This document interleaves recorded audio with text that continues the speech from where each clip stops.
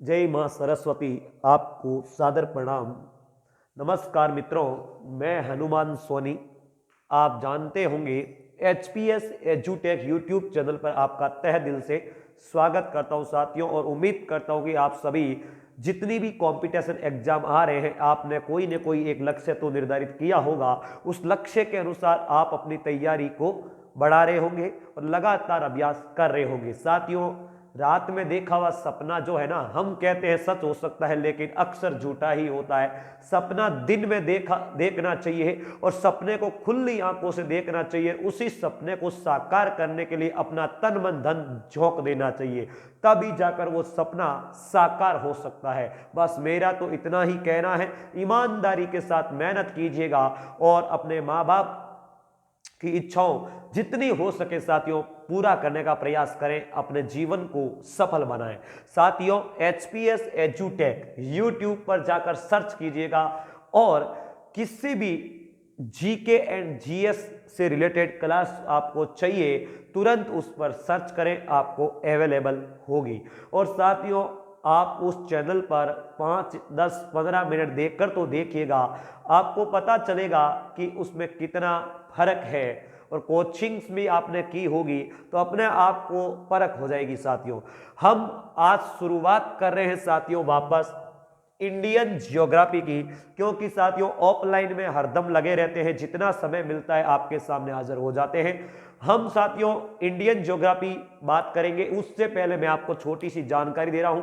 Indian geography देखिए साथियों, geography पढ़ने से पहले विद्यार्थी को दो चीजों की जानकारी होनी चाहिए। एक तो मानचित्र, एक दोस्तों ग्लोब। इस दो के बारे में जानकारी होनी चाहिए। हमने राजस्थान ज्योग्राफी पढ़ानी शुरू करी तो उससे भी पहले राजस्थान का मानचित्र क्लियर करवाया। इंडियन ज्योग्राफी की शुरुआत कर रहे हैं, उससे पहले साथियों मैंने बहुत ही अच्छी तरीके से, आप यूट्यूब पर जाकर सर्च करना, मेरे पास में इतने रिसोर्सेज अवेलेबल नहीं थे साथियों, फिर भी आप अगर उस मानचित्र को भूल जाओ तो कमेंट कर देना। भारत का मानचित्र पढ़ाया हुआ है अच्छी तरीके से, जाकर एक 25-30 मिनट देखकर तो देखिएगा, लेटेस्ट का है साथियों। फिर हम जब इंडियन ज्योग्राफी शुरुआत करें तो पहले साथियों हमें मैप पढ़ना होता है, और मैप मैंने आपको इंडिया का पढ़ा दिया।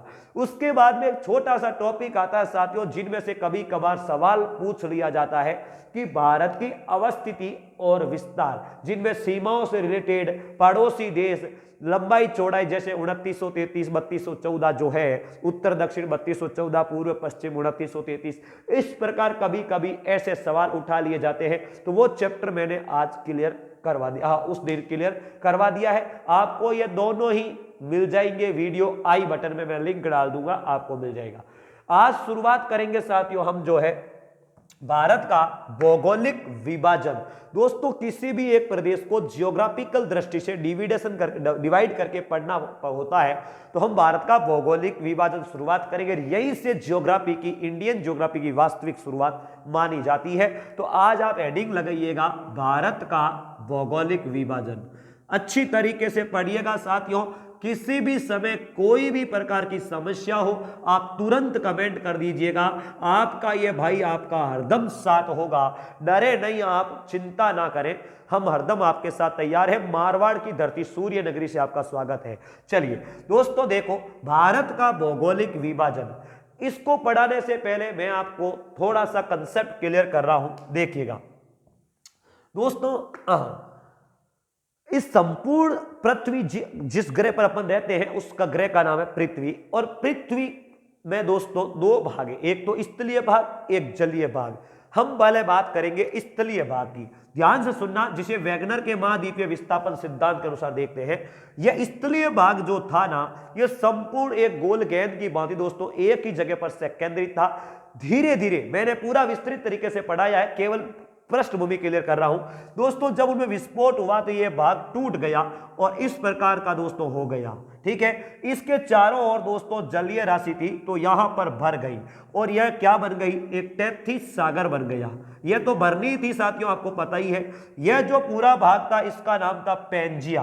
ठीक है, स्थलीय भाग का। और ये चारों ओर जो सागर था, जलीय राशि, उसका नाम था पैंथालासा। याद रखना दोस्तों अच्छी तरीके से, पैंथालासा, ठीक है ना।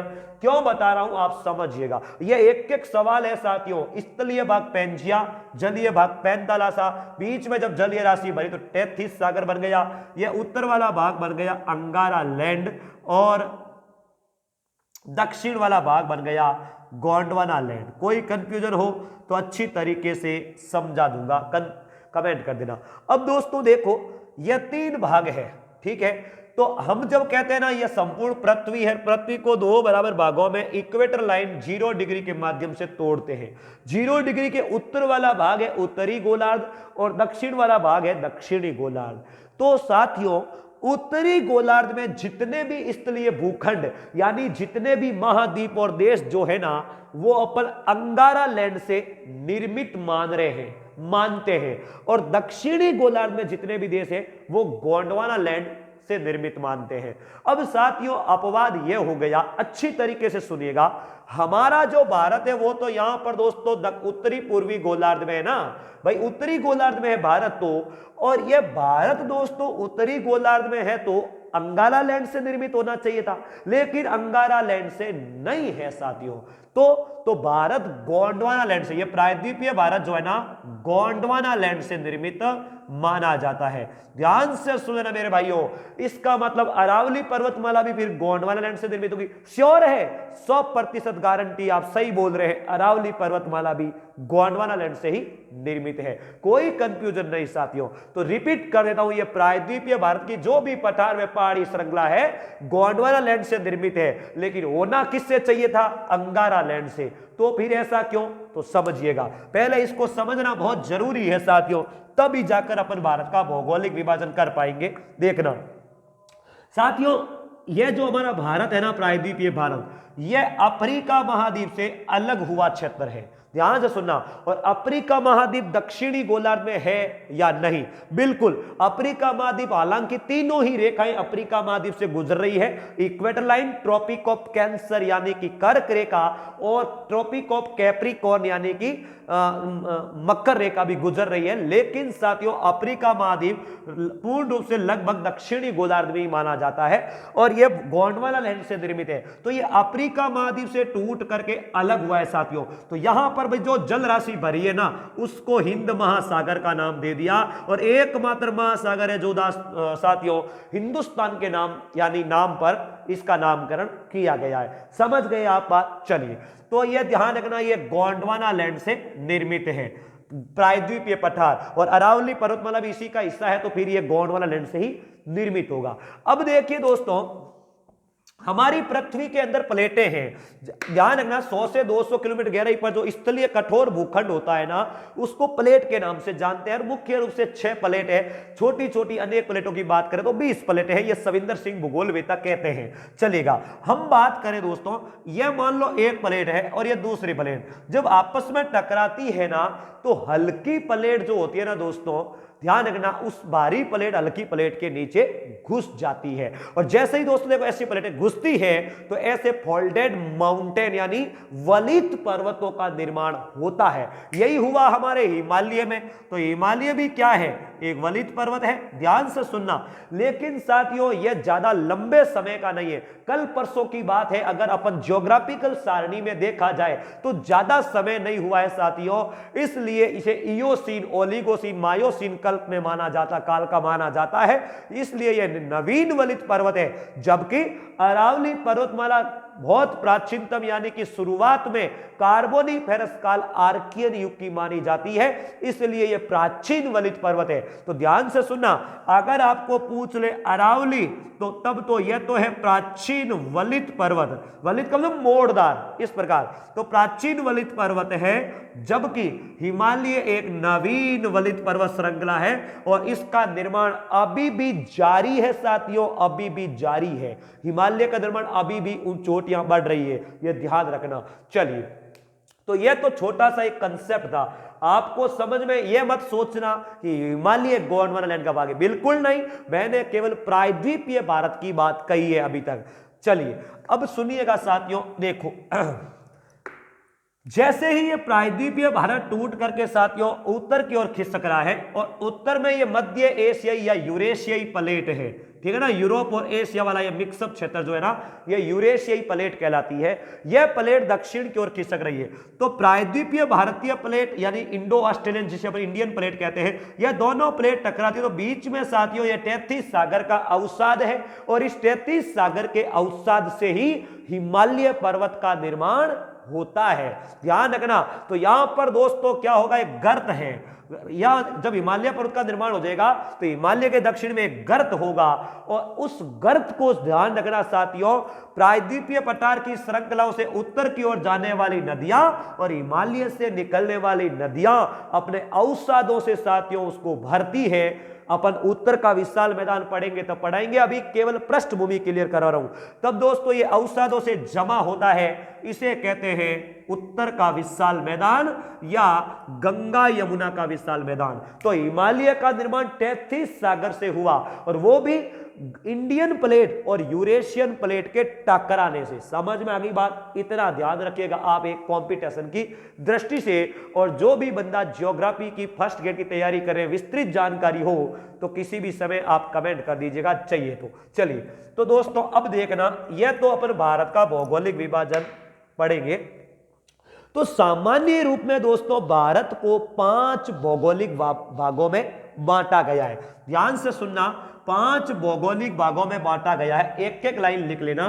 पहली लाइन बिल्कुल आपको एक ऑफलाइन की तरह दोस्तों वातावरण दिया जाएगा, ये आपसे प्रॉमिस करता हूं। बस आप चैनल को ज्यादा से ज्यादा शेयर एंड सब्सक्राइब करें, इतना प्यार आप दे दोगे तो और हमें कुछ नहीं चाहिए। दोस्तों ध्यान से सुनना, पहला जो है ना वो है उत्तर का पर्वतीय क्षेत्र। उत्तर का पर्वतीय क्षेत्र अच्छी तरीके से लिख लेना साथियों, या हिमालय पर्वत, यानी उत्तरी भारत में है हमारी पर्वतीय श्रृंखलाएं जिसे अपन हिमालय कहते हैं, और अन्य छोटी बड़ी पर्वत श्रृंखलाएं जैसे पूर्वी भारत में होती है वो उत्तर का पर्वतीय मैदानों में, उत्तर का पर्वतीय क्षेत्रों में पड़ेंगे। दूसरा दोस्तों दक्षिण का प्रायद्वीपीय पठार। दक्षिण का प्रायद्वीपीय पठार, ध्यान रखना, दक्षिण का प्रायद्वीपीय पठार। और यह सबसे बड़ी संरचना है साथियों, सबसे बड़ा भौतिक विभाग होगा भारत का प्रायद्वीपीय पठार। तो दक्षिण का प्रायद्वीपीय पठार, प्रायद्वीपीय पठार। और साथियों तीसरा जो है हमारा गंगा, गंगा ब्रह्मपुत्र, गंगा ब्रह्मपुत्र सतलज का मैदान।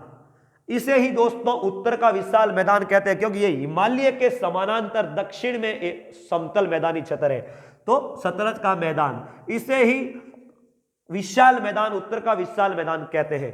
चौथा दोस्तों थार का मरुस्थल, थार का मरुस्थल जो हमारे पश्चिमी भारत में स्थित है, थार का मरुस्थल। और पांचवा साथियों ध्यान से सुनना, द्वीपीय क्षेत्र, द्वीपीय क्षेत्र वह समुद्र तटीय क्षेत्र, वह समुद्र तटीय मैदान। बस ये 5 भौतिक विभाग है साथियों हमारे भारत के, और इसी 5 भौतिक विभागों में संपूर्ण भारत समाया हुआ है ज्योग्राफिकल दृष्टि से। तो आज अपन साथियों बात करेंगे इस उत्तर का पर्वतीय क्षेत्र जिसमें सबसे पहले हिमालय आता है। बस आपको थोड़ा भरोसा रखना पड़ेगा साथियों, हम आपको हर जानकारी देने का प्रयास करेंगे। अब दोस्तों यह तो देख लिया आपने, एक और मैं पृष्ठभूमि आपको क्लियर कर देता हूं, सुनिएगा दोस्तों। 100-200 मीटर ऊंचाई तक समतल भूभाग जो उपजाऊपन हो, अच्छी नदियों के द्वारा जमाया गाद जमाया ऐसा क्षेत्र हो, तो उसे अपन मैदान कहेंगे, उसे कहेंगे मैदान। लेकिन दोस्तों इससे भी ऊपर हो, लगभग 600 मीटर ऊंचा, और इसकी ढलान बहुत कम हो और ऊपर से समतल हो, उस क्षेत्र को पठार कहते हैं, ठीक है ना, पठार। उससे भी बड़ी संरचना हो और ढालें थोड़ी तीव्र हो जाए, ऊपर से नुकीला टाइप का बन जाए, उसे कहते हैं साथियों पहाड़। सामान्य रूप में समझ लेना। और बहुत ही तीव्र चोटियां वाली श्रृंखला जो होती है ना, उसको कहते हैं साथियों पर्वत। याद रहेगा ना, ये 4 नाम आप याद रखिएगा। अब साथियों ध्यान से सुनना, भारत का मैदान कितने प्रतिशत है? तो 43% क्षेत्र लगभग मैदानी क्षेत्र है। अच्छी तरीके से समझना, भारत का 43% क्षेत्र जो है मैदानी क्षेत्र है। उसके बाद में आता साथियों पठार, तो 27.7% लगभग अप्रोक्सीमेटली 27.7% पठारी क्षेत्र है। और साथियों यह जो है ना 18.6% पहाड़ियां हैं, ठीक है ना। पर्वतीय श्रेणियों से पहाड़ियां थोड़ी समतल होती है साथियों। जैसे इसे नीचे की ओर जाएंगे तो दोस्तों क्षेत्रफल बढ़ता जाएगा और समतलपन होता जाएगा, ढलान कम होती जाएगी, नुकीलापन कम होता जाएगा। और दोस्तों 10.7% के लगभग क्या है, पर्वतीय चोटियां। आपको बताता हूं, देखिए दोस्तों एक ग्राफ से समझिएगा। इस प्रकार का यह ग्राफ है, यह समतल मैदानी क्षेत्र होता है साथियों, ध्यान रखना। यहां पर पठार आ जाता है और यह दोस्तों जो पहाड़ियों की भाग है और इतनी तीखी नुकीलियां ये पर्वतीय चोटियां हैं। तो आप समझ गए होंगे साथियों, रिपीट कर रहा हूं, यह सवाल कभी आपको क्रॉस टैली में भी पूछा जा सकता है। मैदान 43% है, पठार 27.7, पहाड़ियां 18.6 और पर्वतीय चोटियां 10.7% है। ऑल अबव करोगे तो 100% आपका होगा। समझ में आ गई बात। अब देखो हम सबसे पहले साथियों हिमालय के बारे में बात करेंगे। हिमालय के बारे में बात करेंगे अपन। पहला भौतिक विभाग पढ़ रहे हैं दोस्तों, हिमालय पर्वत। ध्यान से समझना, हिमालय पर्वत के बारे में बात कर रहे हैं दोस्तों। हिमालय पर्वत को बेसिक समझिएगा पहले। देखो हिमालय पर्वत की क्या है, 3 श्रेणियां हैं मुख्य रूप से। तो आपको कई बार नाम देखना, मैं आपको बता रहा हूं। यह पहली श्रेणी जो है विस्तृत लंबी रूप में फैली हुई है। दूसरी श्रेणी यह दोस्तों सबसे ज्यादा चौड़ी है, सबसे ज्यादा चौड़ी होगी, इसकी हाइट भी सबसे ज्यादा होगी। ध्यान से सुनना। दूसरी बात दोस्तों, यह जो श्रेणी है यह कम ऊंचाई वाली होगी। और तीसरी श्रेणी जो है यह और भी कम ऊंचाई वाली होगी और चौड़ाई भी कम होगी। आप ऐसे ही पहली बार एक समझिएगा बेसिक कंसेप्ट, फिर मैं आपको एक फैक्ट टू फैक्ट लिखवाऊंगा। अब साथियों ये मुख्य रूप से 3 श्रेणियां हैं। इसके ऊपर सबसे ऊपर यानी पार की ओर जो होता है ना उसे कहते हैं ट्रांस। कोई भी हो साथियों, एक विशेष क्षेत्र से बाहर की ओर होता है ना तो उसे ट्रांस कहते हैं। जैसे मान लो आपने कभी रेल मार्ग पढ़ा हो तो रूस दोस्तों जो है साइबेरियाई रूस, देखना एशिया महाद्वीप का सबसे बड़ा क्षेत्रफल में नहीं, दुनिया का क्षेत्रफल में सबसे बड़ा देश है रूस। और यह 2 महाद्वीपों में फैला हुआ है, एक तो साथियों एशिया और एक यूरोप। जो एशिया महाद्वीप का रूस है उसे कहते हैं साइबेरिया। ध्यान से सुनना, साइबेरिया। कंसेप्ट क्लियर हो जाना चाहिए दोस्तों। रूस 2 महाद्वीपों में फैला हुआ है, यूरोप और एशिया। ये दोनों एक मिक्सअप की तरह पड़ते हैं, कभी ये एक रहे होंगे तो इनको यूरेशिया कहते हैं। अब जो रूस एशिया महाद्वीप है उनको कहते हैं साइबेरियाई क्षेत्र और ये बाकी जो है यूरोप महाद्वीप में पड़ते हैं, यूरेशिया। तो ध्यान रखना साथियों, जैसे अपन यहां से एक रेल मार्ग जो है गुजरता है, सबसे बड़ा है एशिया महाद्वीप का। तो साथियों यह जो है ना साइबेरियाई रूस से यूरोप महाद्वीप में जाता है, जिनको कहते हैं ट्रांस साइबेरियन रेलवे मार्ग। सुना होगा आपने, लेनिनग्राड से व्लादिवोस्टोक यानी पीट्सबर्ग तक जो है वो। तो साथियों इसी प्रकार हिमालय के जो पार वाली संरचना है उसको कहते हैं ट्रांस हिमालय। समझ गए आप, जिनको काराकोरम श्रेणी कहते हैं। अभी अपन बात करेंगे। अब देखना यह मुख्य रूप से 3 श्रेणियां हैं। अब साथियों मैं एक छोटी सी इन 3 श्रेणियों को ऐसे साइड में ले रहा हूं, ध्यान से सुनिएगा आप। यह छोटी सी कटिंग कर रहा हूं यहां से, क्योंकि मैं आपको समझा रहा हूं एक बार कंसेप्ट। अब साथियों ध्यान से सुनना, अपन जो है इनके गोले बना रहे हैं। सबसे ऊपर यह है साथियों, ध्यान से सुनना, सबसे ऊपर कौन सी है, यह है। उसके बाद में यह है, उसके नीचे यह है, उसके नीचे यह है। अब देखना यह लो, ये और ये हो गई साथियों बाहर वाली। अब मुझे बताओ सबसे ऊपर साथियों यह थी, तो गोला सबसे अंदर किसका बना, बड़ी ऊपर वाली का। इसलिए इसको साथियों आंतरिक हिमालय कहते हैं। समझ लेना मेरी बात। आंतरिक हिमालय क्यों कहते हैं, क्योंकि एक कार्ड लेकर के जब इसको गोला बनाएंगे तो ये सबसे अंदर की ओर आएगी। फिर दोस्तों ये बीच में आई दूसरी, तो इसको मध्य कह दिया। समझ में आ गई बात आपको। और साथियों यह सबसे बाहर है, सबसे नीचे वाली जिसे शिवालिक कहते हैं अपन, यह सबसे बाहर है। इसीलिए साथियों यह क्या हो गई, बाहरी हो गई। अपन हिमालय की 3 श्रेणियां पढ़ेंगे, इसके 3 नाम हैं, वो क्यों है वो मैं आपको बता रहा हूं। तो आंतरिक, मध्य और बाहरी हिमालय अगर कह दे तो क्यों कह रहे हैं, आपको समझ में आ गया। चलिए पहली बात तो ये। अब देखिए साथियों वापस देखना इसको, यह 3 नाम कंसेप्ट क्लियर हो गया। अब देखो वापस यही श्रेणियां, यह सबसे पहले बड़ी साथियों तो सबसे बड़ी होगी और सबसे ज्यादा ऊंचाई वाली होगी। इसमें दोस्तों औसत ऊंचाई जो है लगभग 6000 मीटर से ऊंची है। और साथियों सामान्य रूप में ज्योग्राफी में आपने कहीं पढ़ा होगा 4500 के लगभग एक लाइन होती है जिन्हें स्नो लाइन कहते हैं, उससे ऊपर बर्फ ढकी रहती है। क्यों? क्योंकि दोस्तों वायुमंडल में जब पृथ्वी में ऊंचाई की ओर जाते हैं तो 165 मीटर की ऊंचाई पर में 1 डिग्री सेंटीग्रेड टेम्परेचर घट जाता है और 1000 मीटर पर 6.5 डिग्री टेम्परेचर घट जाता है, नॉर्मल लैप्स रेट, जिन्हें सामान्य ह्रास दर कहते हैं। समझना आप एक एक बात को। तो अब साथियों क्या है, यह जो है ना यह सबसे बड़ी है, तो इसीलिए इसका नाम हो गया वृहद हिमालय। समझ गए आप? चलिए अब साथियों वृहद हिमालय हो गया, आंतरिक हिमालय हो गया। हमेशा इस पर ज्यादातर चोटियां बर्फ से ढकी रहती है और बर्फ से ढकी चोटियों को हिमाद्री कहते हैं। तो दोस्तों इसी का नाम हो गया हिमाद्री। समझ गए आप? एक एक कंसेप्ट क्लियर करना। अब दोस्तों देखो, यह वृहद है तो बीच वाले मध्य का तो लघु होगा, तो ये लो लघु, लघु हिमालय। और यह दोस्तों ज्यादातर हिमाचल में फैला हुआ है, इसीलिए इसको हिमाचल हिमालय कहते हैं। हिमाचल और उत्तराखंड में ज्यादा है ये, तो दूसरे का नाम भी हो गया। तीसरा साथियों बाहरी हिमालय है, यह सबसे निचला पार्ट है, इसलिए इसको निम्न हिमालय कहते हैं। और ये शिवालिक क्षेत्र में ज्यादातर फैली हुई लाइन है, इसलिए इसको शिवालिक हिमालय भी कहते हैं। तो हिमालय की सबसे ऊपरी श्रेणी जो हिमालय की मुख्य श्रेणियों से ऊपर है उसको तो कहते हैं ट्रांस हिमालय काराकोरम श्रेणी। वो हिमालय के अंदर नहीं गिनी जाती, वो पार हिमालय क्षेत्र है। लेकिन 3 मुख्य श्रेणियां हैं जिनमें सबसे अंदर वाली श्रेणी है ना, सबसे पहले बनी, जिसको अपन इयोसीन कल्प में मानते हैं, तो साथियों वो वृहद हिमालय, आंतरिक हिमालय, हिमाद्री होगा। फिर बीच वाली श्रेणी लघु हिमालय, मध्य हिमालय या हिमाचल हिमालय के नाम से जानी जाएगी। तीसरी सबसे बाहर वाली जो है शिवालिक बाहरी निम्न श्रृंखला है। समझ में आ गई बात आपको? यह नाम याद रखना। अब देखो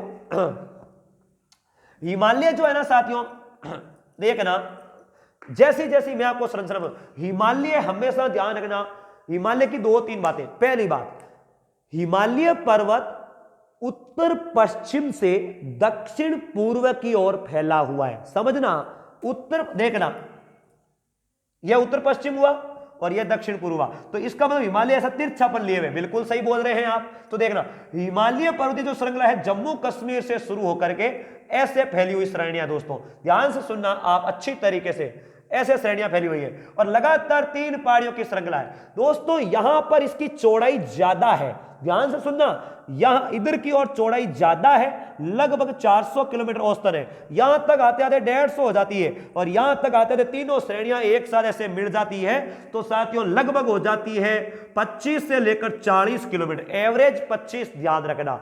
ऐसे जो है श्रेणियां जो है संकरी हो जाती है, आपस में विलीन हो जाती है। तो यहां पर हिमालय पर लगभग 400 किलोमीटर तक फैला हुआ है, यहां पर दोस्तों लगभग 150 किलोमीटर तक चौड़ाई है और यहां पर जो है ना लगभग कितना है 25 से 40। समझ में आ गई बात आपको? चलिए ये ऐसी 3 श्रेणियां, इसके ऊपर की ओर जो पार वाली श्रेणी उसको कहते हैं काराकोरम श्रेणी। समझ में आ गई? काराकोरम श्रेणी। अब देखो इसकी ये जो लंबाई है पूरी दोस्तों ये 2400 किलोमीटर है, कहीं पर आपको 2500 भी लिखा हुआ मिल सकता है, अपवाद है साथियों, 2400 किलोमीटर लंबाई है इसकी। दोस्तों पूर्वी हिमालय में, सॉरी पश्चिमी हिमालय में तो औसत ऊंचाई 6000 मीटर है, लेकिन दोस्तों ध्यान रखना जैसे ही अपन वापस सुनिएगा, औसत ऊंचाई जो है वो हिमालय पर्वत की 6000 मीटर है, लेकिन साथियों 6000 मीटर का मतलब 6 किलोमीटर औसत ऊंचाई बोल रहा हूं। लेकिन एक लाइन याद रखना, हिमालय पर्वत की चौड़ाई पश्चिम में ज्यादा है और पूर्व की ओर कम, लेकिन हिमालय पर्वत चोटियों की ऊंचाई पूर्व में ज्यादा है और पश्चिम की ओर कम। समझ में आ गई? चलिए जैसे देखो माउंट एवरेस्ट यहां पर है साथियों, तो यह ऊंची ज्यादा है, जबकि यहां पर इसकी ऊंचाई कम है। चलो अब देखो, अब सुनना, अब अपन हिमालय पर्वत में सबसे पहले पढ़ेंगे, 4 श्रेणियां पढ़नी है साथियों अपने को। देखना पहला काराकोरम श्रेणी, काराकोरम श्रेणी जिसको अपन ट्रांस हिमालय कहते हैं, ट्रांस हिमालय कहते हैं, ट्रांस हिमालय कहते हैं। दूसरा वृहद हिमालय, पूरा नाम नहीं लिखूंगा, ग्रेटर हिमालय कहते हैं, बर्फ जमे रहने के कारण हमेशा इसको हिमाद्री कहते हैं, मैंने आपको बताया था अभी, और इसी को कहते हैं अपन आंतरिक हिमालय। दूसरा दोस्तों लघु हिमालय, लघु समझते ही मध्य या हिमाचल हिमालय कर देना। तीसरा अपन पढ़ेंगे निम्न हिमालय, जिसको अपन शिवालिक कहते हैं। कोई कंफ्यूजन नहीं साथियों, कहीं पर भी कंफ्यूजन हो किसी भी समय आप कमेंट कीजिएगा। चलिए अब देखो, आप सबसे पहले हेडिंग लगा लीजिए हिमालय के बारे में, और मैं जैसे बोल रहा हूं लिखना है। देखिए साथियों, हिमालय पर्वत श्रृंखला भारत में उत्तरी सीमा का निर्धारण करता है और यह एक उत्तरी पूर्वी सीमा का प्रहरी के रूप में माना जाता है। क्यों?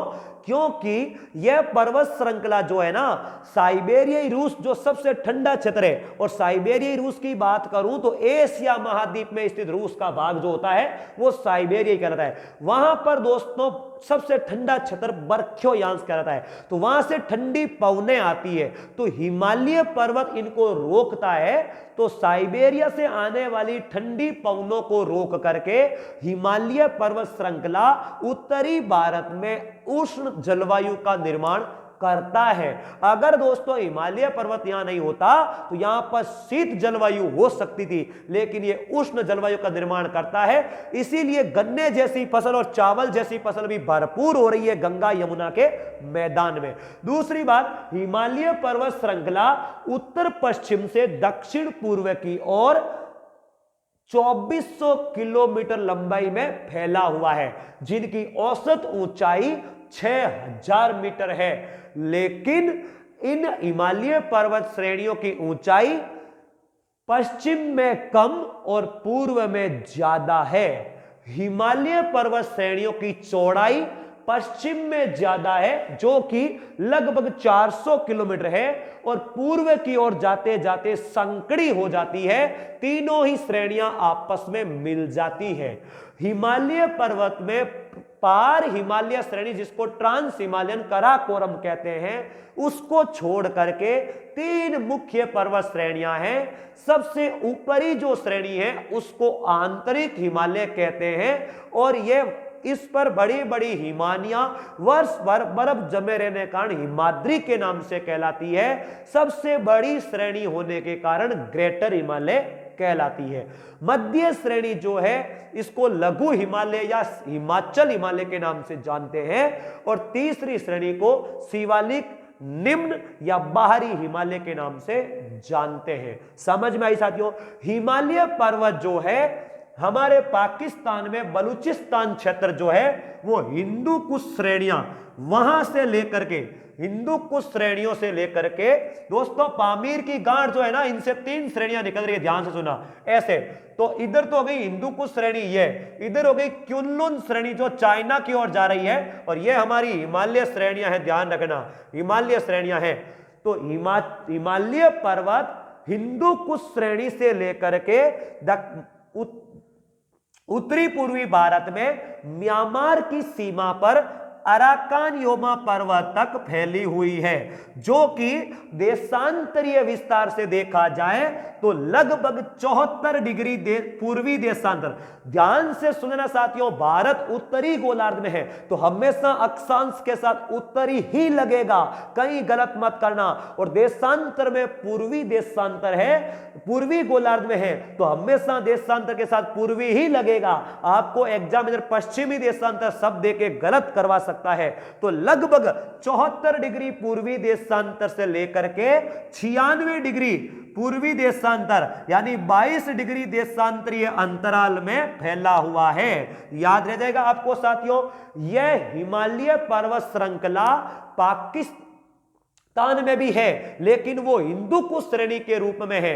इसलिए भारत, नेपाल, चाइना और भूटान लगभग 4 देशों में मुख्य रूप से फैली हुई है। और साथियों भारत की बात करूं तो जम्मू कश्मीर, लद्दाख, उत्तराखंड, हिमाचल प्रदेश, सिक्किम और अरुणाचल प्रदेश में कुछ हिस्सा पश्चिमी बंगाल में भी है, असम में भी है, लेकिन उत्तर प्रदेश में, बिहार में नहीं है। यह गलत मत करना साथियों, नेपाल आ जाता है बीच में, यह थोड़ा ध्यान रखना।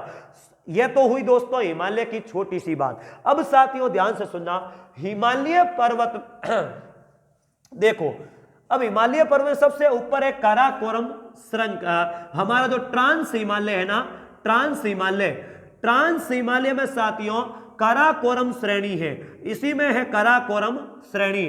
और साथियों इसी को कहते हैं अपन कृष्णगिरी। ध्यान से सुनना, कृष्णगिरी कहते हैं। क्या कहते हैं? कृष्णगिरी। इस काराकोरम श्रेणी में साथियों कई चोटियां हैं, ऐसे ध्यान रखना। तो पहली तो हो गई है K1 काराकोरम, इस ट्रांस हिमालय में है, तो पहली तो हो गई है K काराकोरम श्रेणी। दूसरी दोस्तों जो चोटी है ना, उस चोटी का नाम K2 कर दिया। क्यों? क्योंकि K1 तो ये काराकोरम हो गई, दूसरी का नाम कर दिया K2। तो ध्यान रखना, अगर आपको पूछ लिया जाए कि भारत की सर्वोच्च चोटी, हिमालय की नहीं बोल रहा हूं, भारत की सर्वोच्च चोटी कौन सी है, तो ये K2 ही है। K2 नाम क्यों रखा? क्योंकि पहली तो K1 काराकोरम हो गई, दूसरी K2 हो गई। समझ में आ गई? यह ट्रांस हिमालय की काराकोरम श्रेणी में ही है, इसी का नाम कृष्णगिरी है। साथियों ध्यान रखिएगा, इस चोटी की खोज किसने की? GH ऑस्टिन ने की थी, जिसका नाम है गॉडविन ऑस्टिन। यह दोस्तों अंग्रेज सर्वेयर थे, तो याद रखना गॉडविन ऑस्टिन। इसी के नाम पर दोस्तों K2 का दूसरा नाम गॉडविन ऑस्टिन भी है। Concept clear? चलिए, यहीं पर कई चोटियां गासेरब्रूम वगैरह साथियों, मासेरब्रूम, गासेरब्रूम फर्स्ट सेकंड, ऐसी चोटियां यहां पर है। ध्यान रखने का साथियों, इसके दक्षिण में यह तो होती है हमारी काराकोरम श्रेणी। आपको पूछ ले भारत की सर्वोच्च चोटी K2 होगा, हिमालय पर्वत में पूछेगा तो आगे अपन कंचनजंगा की बात करेंगे, लेकिन भारत की सर्वोच्च चोटी यही है K2, जिन्हें गॉडविन ऑस्टिन कहते हैं। Concept clear? हटा देता हूं साथियों, ध्यान से सुनना। तो आपको भारत की श्रेणियां भी पूछी जा सकती है। अब दोस्तों आएगा वृहद हिमालय। ध्यान रखना, हिमालय की, इसको नाम मैंने बता दिया, अब नहीं बोलूंगा। हिमालय की साथियों सबसे पहले निर्मित श्रेणी है ये, इसलिए ये ग्रेनाइट चट्टानों से निर्मित है, सबसे कठोर है। यह दोस्तों एक सतत रूप में फैली हुई श्रेणी है, और यह पूर्ण रूप से दोस्तों ध्यान रखना, जम्मू कश्मीर में साथियों नंगा पर्वत था, जो आज हमारे POK में है साथियों। नंगा पर्वत चोटी है दोस्तों ये, ध्यान रखना। यहां से लेकर के इधर साथियों अरुणाचल प्रदेश राज्य है, और यहां पर दिहांग नदी, इसी दिहांग को साथियों ब्रह्मपुत्र कहते हैं। यह दिहांग नदी साथियों यांग्याप दर्रे के पास से प्रवेश करती है यहां तक। यहां पर एक चोटी है मेरे साथियों, नामचा बरवा, यहां तक यह हिमालय जो है फैला हुआ है। जैसे ही दोस्तों हिमालय मुड़ता है, जहां पर मुड़ता है ना, उसको गोर्ज कहते हैं। तो ध्यान रखना, यहां पर तो नंगा पर्वत है, सिंधु गार्ज, सिंधु नदी यहां से मुड़ रही है, तो सिंधु गार्ज है। और यहां पर नामचा बरवा दोस्तों दिहांग या ब्रह्मपुत्र गार्ज है। तो नंगा पर्वत से लेकर नमचा बरवा तक, सिंधु गार्ज से लेकर ब्रह्मपुत्र गार्ज तक फैला हुआ है। और आगे साथियों अराकान योमा वे पहाड़ियों की श्रृंखला के रूप में विच्छेदित हो गया है, जिसे अपन कहते हैं पटकोई बूम, मिजो हिल्स वगैरह। इधर से दोस्तों दक्षिण में प्रायद्वीपीय पठार की भी कुछ अंश है, अपन मानते हैं, जैसे गारो, राजमहल वाली पहाड़ियां, ये खासी जयंतिया वाली पहाड़ियां। तो थोड़ा ध्यान रखिएगा, ध्यान रखना। इसी में दोस्तों सर्वाधिक हिमानियां हैं, इसी में वृहद हिमालय में, जिसमें देखना 5 मुख्य हिमानियां हैं साथियों। ये यहां पर 2 मुख्य श्रेणियां हैं, एक तो है साथियों लद्दाख, और दूसरी है जास्कर श्रेणी। इन दोनों श्रेणियों के बीच से चलती है सिंधु नदी। ध्यान रखना साथियों, आपसे सवाल पूछ सकता है, सिंधु नदी लद्दाख व जास्कर से चलती है, बीच से चलती है, यह वृहद हिमालय में स्थित है, उसको भी आप ध्यान रखिएगा। लद्दाख दोस्तों भारत का सबसे बड़ा पठार है, भारत का सबसे बड़ा पठार आपको पूछ रहे ना, तो लद्दाख का पठार है। भारत की बात कर रहा हूं, विश्व का तिब्बत का पठार है, भारत का सबसे बड़ा पठार दोस्तों लद्दाख का पठार है, ध्यान रखना। और यह 2 श्रेणियां वृहद हिमालय में स्थित है। चलिए अब दोस्तों सुनिएगा, यहां पर प्रसिद्ध 5 बड़े बड़े हिमनद है, यानी ऐसी पहाड़ियां जो हमेशा बर्फ से ढकी रहती है, उसको हिमनद या ग्लेशियर कहते हैं। 5 मुख्य रूप से है दोस्तों। एक तो आप सभी ने सुना होगा सियाचिन ग्लेशियर, सियाचिन के बाद में दोस्तों यहां पर है हिस्पर, बियापो,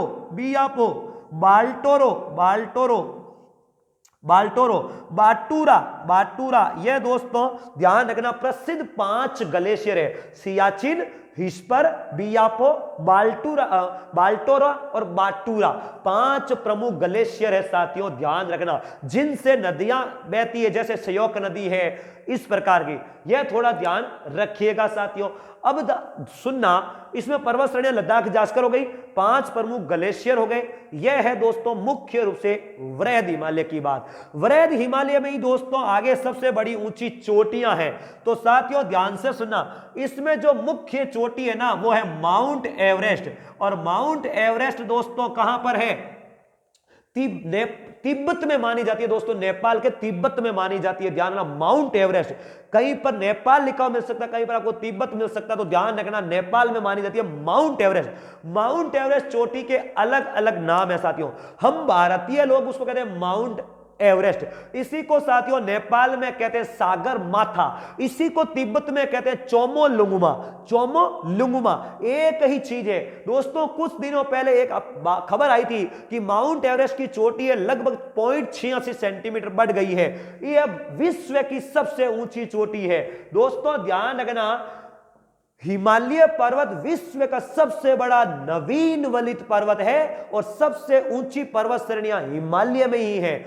सबसे ऊंची पर्वत जो है माउंट एवरेस्ट, यह जो है ना, यह जो सर्वेयर माउंट एवरेस्ट दोस्तों, एवरेस्ट ने इसकी खोज की थी, इसलिए माउंट एवरेस्ट, माउंट का मतलब चोटी, तो यह जो है ना 8,848.86 सेंटीमीटर बढ़ गई है। ध्यान रखना, नेपाल में है। सागर माता, चोमोलुंगमा इसी को ही कहते हैं। समझ में आ गई आपको बात? चलिए, यह तो हुई साथियों हमारे वृहद हिमालय की बात। अब सुनना, अपन सब चोटियों की भी बात करेंगे। अब दोस्तों देखो, इनमें और भी कई चोटियां हैं जिनमें मैं अभी आपके सामने बात कर रहा हूं, ध्यान से सुनना। दोस्तों नंगा पर्वत चोटी जम्मू कश्मीर पीओके में है, ध्यान रखना, जो आज डिवाइड हो गया लद्दाख के रूप में। और साथियों नमचा बरवा अरुणाचल प्रदेश में है। हर एक की ऊंचाई याद नहीं रहे, कोई बात नहीं साथियों। K2 गाडविन ऑस्टिन भारत की सबसे ऊंची चोटी है, तो उसकी ऊंचाई याद रखना 8,611 मीटर है। हर एक की ऊंचाई याद नहीं है तो कोई प्रॉब्लम वाली बात नहीं है। माउंट एवरेस्ट की 8,848 मीटर है। अब दोस्तों देखिएगा, अगर आपको चोटियों के रूप में पूछ लेना तो देखो, सबसे इधर तो हो गई नंगा पर्वत, कोई प्रॉब्लम नहीं। K2 आपको मैंने बताया दी 8,611 मीटर, ठीक है। अब दोस्तों देखो, इधर से अपन दोस्तों बात करें चोटियों के रूप में, ध्यान से सुनना, तो आपको मैं समझा रहा हूं, देखना, पूर्व से पश्चिम वगैरह से कभी पूछ सकता है एग्जामिनर। तो सबसे पश्चिम में दोस्तों, पूर्व में अपन चलेंगे ना, तो चोटी आएगी मेरे भाइयों कंचनजंगा। कंचनजंगा, यह ध्यान रखना दोस्तों, कंचनजंगा 8,595 या कहीं पर आपको 98 भी लिखा हुआ मिल सकता है।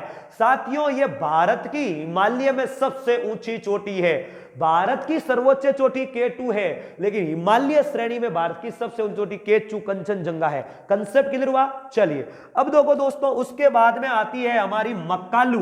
मकालू चोटी है, यह 5वां स्थान रखती है दोस्तों, लगभग 8,350 मीटर ऊंची मानी जाती है। 5वां स्थान है इसका चोटी में, मकालू।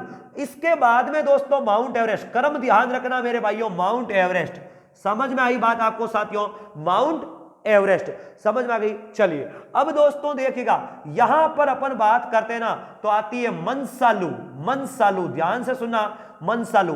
फिर अपन को ऐसा भी पूछ सकता है दोस्तों, तो अन्नपूर्णा। अन्नपूर्णा, उसके अलावा यहां पर दोस्तों जो चोटी है वो है धौलागिरी। तो यह सामान्य रूप में आप थोड़ी चोटियां याद रखें, ऐसा सवाल आपसे उठाया जा सकता है, पूर्व से पश्चिम क्रम या पश्चिम से पूर्व क्रम। एक दोस्तों ध्यान रखना, मैं क्लियर करवा रहा हूं, आपको पूछे विश्व की सर्वोच्च चोटी माउंट एवरेस्ट हिमालय, भारत की सर्वोच्च चोटी K2 गाडविन ऑस्टिन, आपको पूछे हिमालय पर्वत की सबसे ऊंची चोटी, तो साथियों आपकी होगी यह कंचनजंगा 8,595। आपको पूछे साथियों दक्षिणी भारत की सर्वोच्च चोटी अनाईमुड़ी 2695, वो प्रायद्वीपीय पठार में बात करेंगे। आपको पूछे दोस्तों हिमालय पर्वत की सबसे तीव्र ढाल वाली चोटी, तो राकापोसी है। तो कौन सी है? राकापोसी है, ध्यान रखना। यह दोस्तों लद्दाख में है। राकापोसी विश्व की सबसे तीव्र ढाल वाली चोटी मानी जाती है, राकापोसी। तो यह तो थी हमारी चोटियों की बात। अब देखो, अब साथियों ध्यान से सुनना, देखो अब यह तो हो गया वृहद हिमालय। अब दोस्तों लघु हिमालय पढ़ रहे हैं अपन। देखना सबसे ऊपर हमने श्रेणी पढ़ी ट्रांस हिमालय में काराकोरम, समझ में आ गई बात आपको, काराकोरम। उसके बाद में हमने पढ़ा दोस्तों लद्दाख, फिर हमने पढ़ी थी जास्कर। यह क्रम अनुसार है चोटियों का दोस्तों, श्रेणियों का आपको पूछा जा सकता है, चोटियां नहीं श्रेणियां हैं। अब यह दोस्तों वृहद हिमालय था, वृहद हिमालय। अब अपन पढ़ेंगे दोस्तों लघु हिमालय, ध्यान से सुनना, मध्य हिमालय। यह हिमालय जो है ना साथियों, इसकी ऊंचाई भी थोड़ी कम हो जाती है, ढाल भी थोड़ी कम है, चौड़ाई भी धीरे धीरे थोड़ी कम हो जाती है। और यह साथियों इतना कठोर नहीं है जितना वृहद हिमालय है, क्योंकि इनका निर्माण वृहद हिमालय के बाद में वृहद हिमालय के अवसादों से होता है। ध्यान से सुनना। अब साथियों देखिएगा, आपको समझा रहा हूं, यह ट्रांस हिमालय जो था, यह ट्रांस हिमालय है, समझना, काराकोरम श्रेणी। ट्रांस हिमालय के बीच और वृहद हिमालय के बीच एक जोन होता है, जिसको यानी एक थ्रस्ट के रूप में रेखा मानी गई है, जिसको सच्चर जोन कहते हैं। क्या कहते हैं भाइयों? सच्चर जोन कहते हैं, ध्यान रखना। यह ट्रांस हिमालय और वृहद हिमालय के बीच में है, लेकिन वृहद हिमालय और लघु हिमालय के बीच में जो जोन है उसको साथियों अपन कहते हैं मेन सेंट्रल थ्रस्ट। ध्यान से सुनना, मेन सेंट्रल थ्रस्ट, एमसीटी के नाम से जानते हैं, मेन सेंट्रल थ्रस्ट। और ये किसके बीच में है? वृहद हिमालय और लघु हिमालय के बीच में है साथियों, ध्यान रखना। अब सुनना, वृहद हिमालय और लघु हिमालय के बीच में दो प्रसिद्ध घाटियां भी है साथियों। यहीं पर देखो कश्मीर घाटी है वृहद हिमालय और लघु हिमालय के बीच में, यहीं पर दोस्तों कांगड़ा घाटी है, कांगड़ा घाटी। और साथियों यहीं पर ट्रांस हिमालय के दक्षिणतम भाग और वृहद हिमालय के पास में नुब्रा घाटी है दोस्तों, जो लघु हिमालय और वृहद हिमालय के मध्य में मानी जाती है। नुब्रा घाटी में दोस्तों याद रख लेना, विश्व में कहीं पर भी दोस्तों दो कुबड़ वाले ऊंट नहीं मिलेंगे, केवल नुब्रा घाटी में मिलेंगे आपको, जो लघु व वृहद हिमालय के बीच में स्थित है। कंसेप्ट क्लियर हो गया? चलिए अब साथियों सुनिएगा, यह लघु हिमालय की बात कर रहे हैं अपन। तो लघु हिमालय जो है ना, इसके बारे में मैंने आपको बताया। अब इसमें देखो श्रेणियां कौन कौन सी है। पीर पंजाल श्रेणी, पीर पंजाल श्रेणी, बनिहाल दर्रा इसी में स्थित है साथियों, पीर पंजाल श्रेणी है। इसी में है साथियों धौलाधर श्रेणी, महाभारत श्रेणी, महाभारत श्रेणी, नाग टिब्बा श्रेणी, नाग टिब्बा श्रेणी, यह सब दोस्तों इस लघु हिमालय में है। एक बार एग्जामिनर ने साथियों श्रेणियों का घटता क्रम में सवाल पूछ लिया था, तो सबसे ऊपर काराकोरम आएगा, फिर लद्दाख, फिर जास्कर, फिर पीर पंजाल, फिर धौलाधर आएगा, यह ध्यान रखना।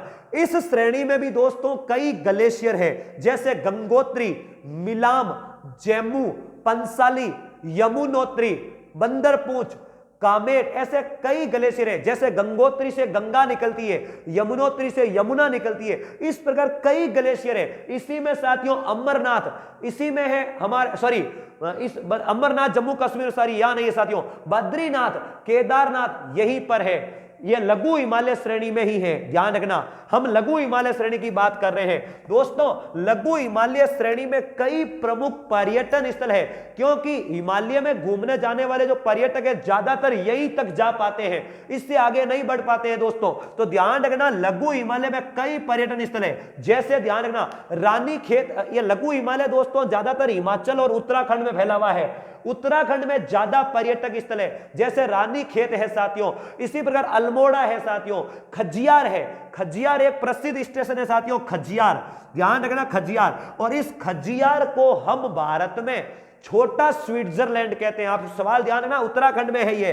खजियार को भारत का छोटा स्विट्जरलैंड के नाम से जाना जाता है, यह भी आप थोड़ा ध्यान रखना। इसके अलावा साथियों हमारी नैनीताल है, मसूरी, हमारे आईएएस कलेक्टर वगैरह जो बनते हैं साथियों, उनकी ट्रेनिंग होती है मसूरी में। आपने कभी लबासना नाम सुना होगा, लाल बहादुर शास्त्री अकादमी है मसूरी में, वहां पर साथियों ट्रेनिंग होती है। तो ये जितने भी पर्यटक स्थल है ना, इसी लघु हिमालय श्रेणी में स्थित है दोस्तों। लघु हिमालय पर्वत श्रेणियां है ना, तो इनकी ढालों पर हरे भरे घास के मैदान हैं, जिनको दोस्तों हमारे ध्यान रखना, जिनको कश्मीर में तो क्या कहते हैं, मर्ग कहते हैं, मर्ग।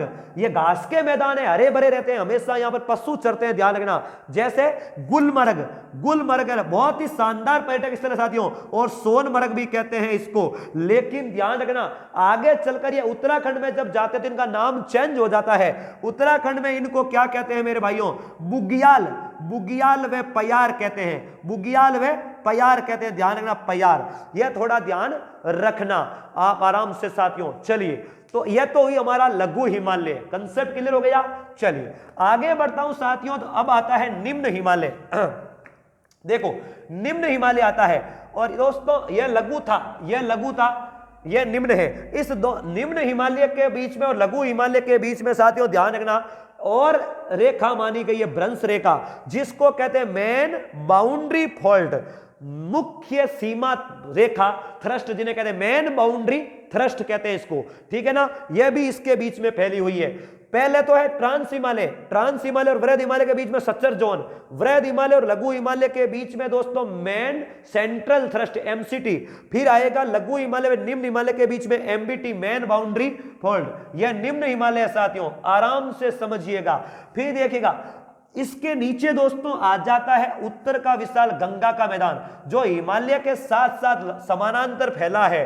तो गंगा के मैदान और इस निम्न हिमालय को जो अलग करने वाली रेखा है ना, उसे कहते हैं दोस्तों हिमालयन फ्रंट फॉल्ट, HFF कहते हैं दोस्तों इसको, हिमालयन फ्रंट फॉल्ट।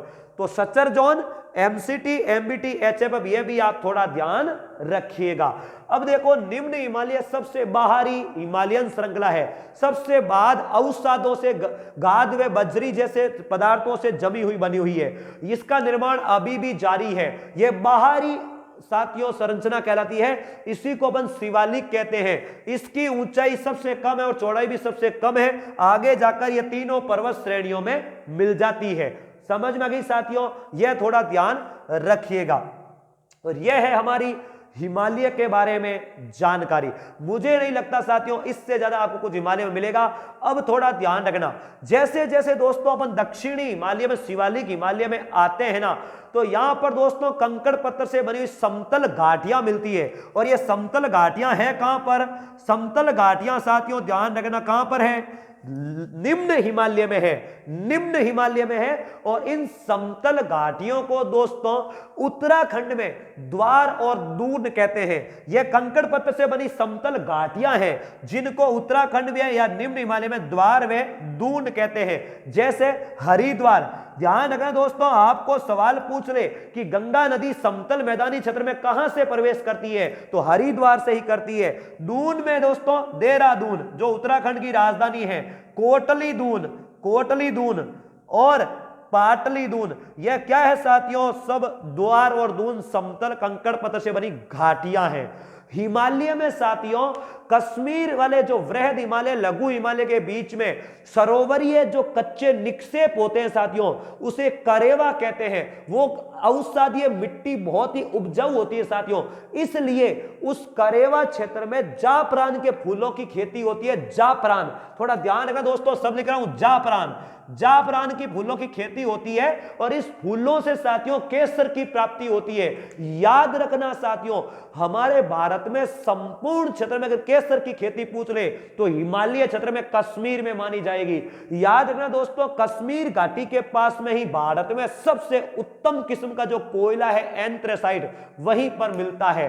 दोस्तों ये करेवा जो है ना, ध्यान रखना, करेवा समुद्रीय या सरोवरीय कच्चे निक्षेप माने जाते हैं, गादगा।